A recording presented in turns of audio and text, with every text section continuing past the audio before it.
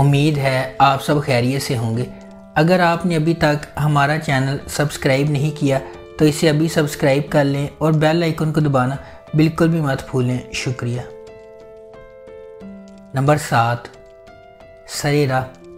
Drama سرِ راہ مجموعی طور پر تبدیلی کو اپنانے اور پاکستان کی خواتین کے لیے تمام وزن کم کر کے اونچی اڑان بھرنے کے خیال پر بحث کرتا ہے۔ سرِ راہ ایک غیر معمولی طور پر لکھا گیا ڈرامہ ہے جس میں ان کہانیوں پر بحث کی گئی ہے جو ہمارے چاروں طرف بکھری ہوئی ہیں، لیکن بدقسمتی سے ہم ان پر روشنی ڈالنے سے کتراتے ہیں۔ سرِ راہ ان خواتین کی کہانیاں شیئر کرے گا جو بچپن کی شادیوں کا شکار ہیں، ایسی لڑکیاں جو صرف اپنی جنس کی وجہ سے ہراسمنٹ کا شکار ہیں، وہ بیٹیاں جو اپنے باپ کی مدد کرنے سے قاصر ہیں کیونکہ ان کی عزت داؤ پر لگ جائے گی، اور خواجہ سرا انٹرسیکس کمیونٹی کے افراد جو اپنی شناخت کی وجہ سے ذلیل ہو رہے ہیں۔ نچلے متوسط طبقے کے پس منظر سے تعلق رکھنے والی رانیہ جس کا کردار صبا قمر نے ادا کیا ہے، وہ ہمیشہ ڈاکٹر بننا چاہتی تھی لیکن اس کے حالات نے اسے ایسا کرنے نہیں دیا۔ نمبر 6، کچھ انکہی۔ ہائیلی اینٹیسپیٹڈ ڈرامہ سیریل کچھ انکہی جدید دور کا اور ہلکے پھلکے مزاج کا ڈرامہ ہے جو پیغامات سے بھرا ہوا ہے۔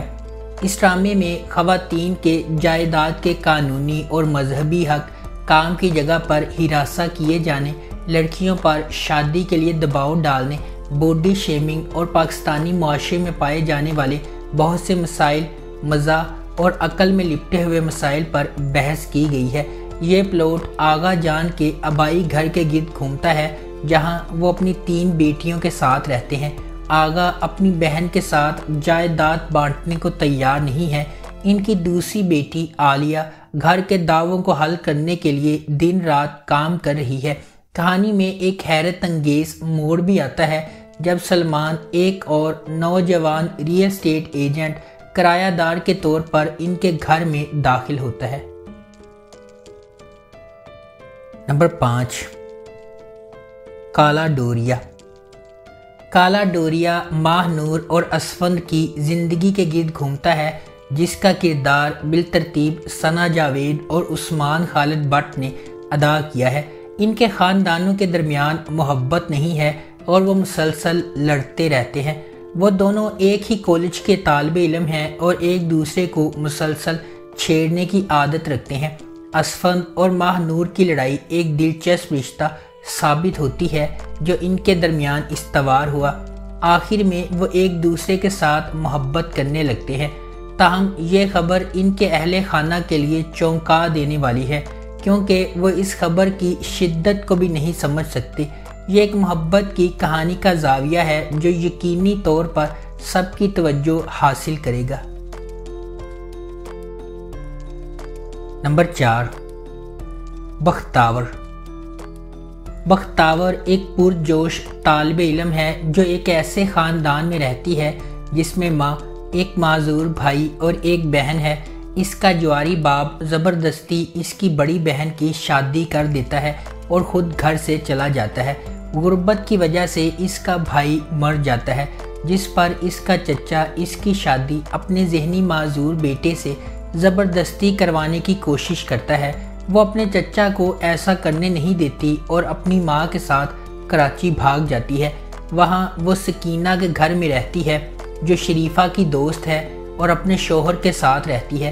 بختاور نوکری حاصل کرنے کی کوشش کرتی ہے لیکن اسے ہر جگہ سے مسترد کر دیا جاتا ہے جب تک کہ اسے بس ہوسٹس کی نوکری نہیں مل جاتی۔ تاہم مرد مسافروں کے رویے اور اس کے دوست کی قتل کی وجہ سے اس کے لیے کام کو آگے بڑھانا مشکل ہو جاتا ہے۔ نمبر 3، کلندر۔